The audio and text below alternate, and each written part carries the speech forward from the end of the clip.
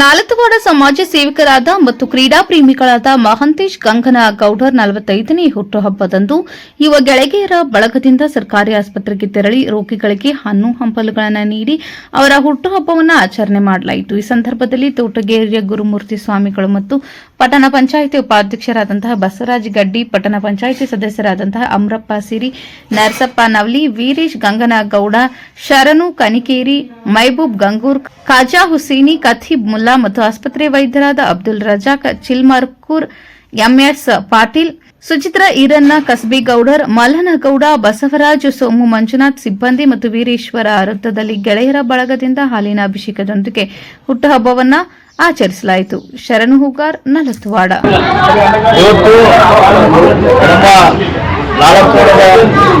ಕ್ರೀಡಾ ಪ್ರೇಮಿಗಳು, ದಾನಿಗಳು, ಯುವಕರ ಕಣ್ಮಣಿಯಾಗಿರ್ತಕ್ಕಂಥ ಸಮಾಜ ಸೇವಕರಾದ ಮಹಂತೇಶ್ ಗಂಗನಗೌಡ ಅಂದರೆ ಎಂಎಜಿಯವರ ಹುಟ್ಟುಹಬ್ಬದ ನಿಮಿತ್ತವಾಗಿ ಆಸ್ಪತ್ರೆಯಲ್ಲಿರ್ತಕ್ಕಂಥ ಎಲ್ಲ ರೋಗಿಗಳಿಗೂ ಆ ಗೆಳೆಯರ ಬಳಗದ ವತಿಯಿಂದ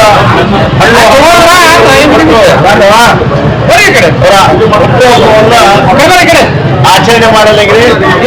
ಸಾಯಂಕಾಲ ವೀರೇಶ್ವರ ಸರ್ಕಲ್ನಿಂದ ಅಲ್ಲಿ ಒಳಗಡೆ ಇರುವಂತಹ ಮಿಲ್ಲಿನವರೆಗೂ ಅತಿ ವಿಜೃಂಭಣೆಯಿಂದ ಮೆರವಣಿಗೆ ಮೂಲಕ ಅವರ ಹುಟ್ಟುಹಬ್ಬವನ್ನು ಆಚರಿಸಿ ಇಂಥವರು ಇಂಥ ದಾನಿಗಳು ಹುಟ್ಟುವುದು ಬಹಳ ಅಪರೂಪ.